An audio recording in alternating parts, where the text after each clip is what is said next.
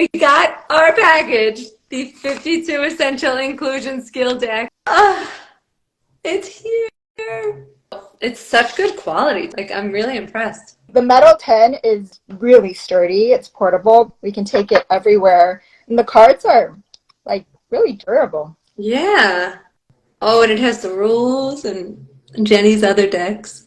And this is awesome, like how to advocate for yourself, how to advocate for others. And so each card has a hero barcode on the bottom that links you to their story, which is kind of amazing. It's the children's ABC book meets Humans of New York, except it's written in a kid-friendly and age-appropriate way. And, you know, like, just so much gratitude to all of our heroes who have shown so much strength and resilience. It's not an easy journey, but yet the messages are so candid and uplifting. Even some stories that you're like, wow, how do you see the positive? And then they change the whole view.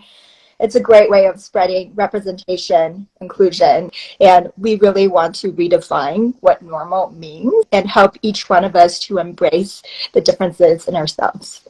And, you know, we're also caretakers and caregivers of the little ones and the older ones, and everyone needs it. Everyone could advocate better for their mental health, emotional health, or physical health.